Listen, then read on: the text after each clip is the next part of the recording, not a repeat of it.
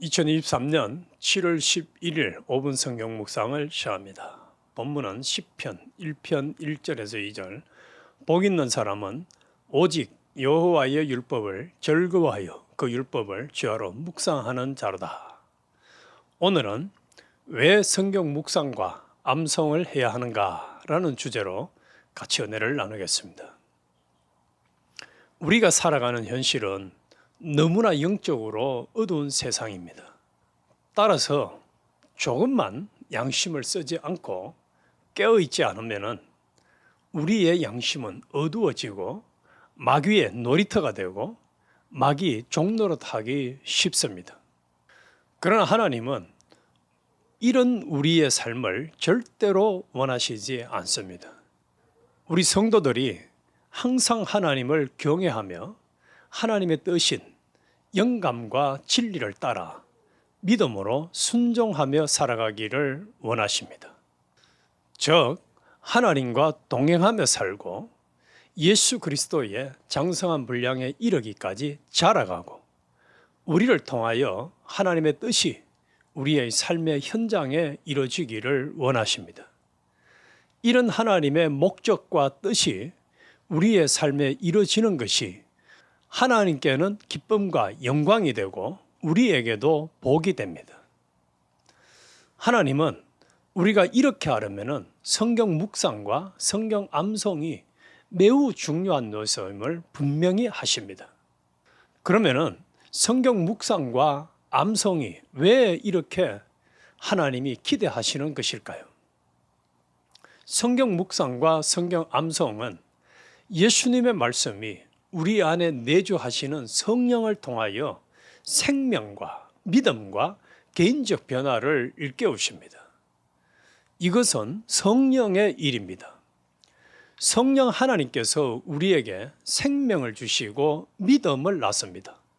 그리고 우리의 생명과 믿음을 통해 사람들을 변화시킵니다. 사랑, 희락, 화평, 오래 참음, 자비, 양선, 충성, 온유, 절제는 성령의 열매이며 성령의 일입니다. 우리가 하지 않고 하나님이 하십니다.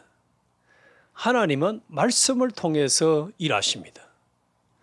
성령께서 말씀을 통해 우리를 일깨우시고 말씀을 통해서 우리를 점점 신의 성품에 참여하게 변화시키십니다.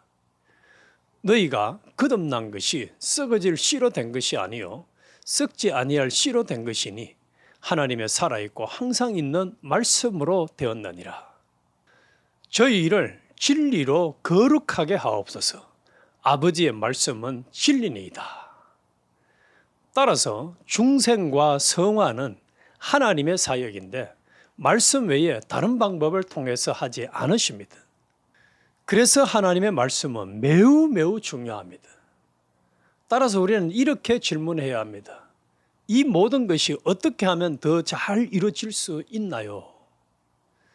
성경 말씀을 적은 후 FBI의 작은 권총 벨트 같이 만들어서 가슴에 온종일 걸치고 다니면 될까요? 가슴에 걸치고 다닌다고 해서 하나님이 이 말씀을 적용하여 우리가 성화되고 변화되도록 해주실까요? 하나님은 우리를 뇌를 가진 존재로 창조하셨기 때문에 답은 아니오입니다. 하나님은 우리를 의식을 가진 존재, 이지와 감정과 생각을 가진 존재로 창조하셨습니다. 하나님의 말씀을 통해 그리스도가 영광 받으시기를 작정하신 방법은 말씀과 뇌 사이, 의지와 심령 사이에 연결이 만들어지는 것입니다.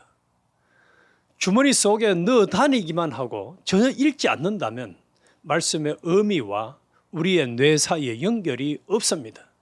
그렇게 된다면 성경은 우리의 삶에 아무런 영향도 주지 못할 겁니다. 율법을 주야로 묵상하는 이유는 연결을 확립하기 위해서입니다.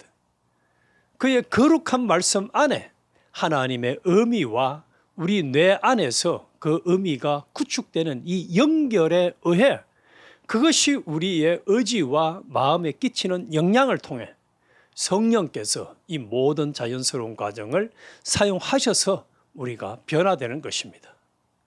따라서 이 모든 것이 성경 묵상, 성경 암송을 해야 하는 이유와 목적입니다. 우리가 성경을 묵상하고 암송할 때 성경과 뇌 그리고 가슴 사이의 연결을 더욱 지속적으로 만듭니다. 더 깊고 더 많은 변화를 가져오게끔 만듭니다.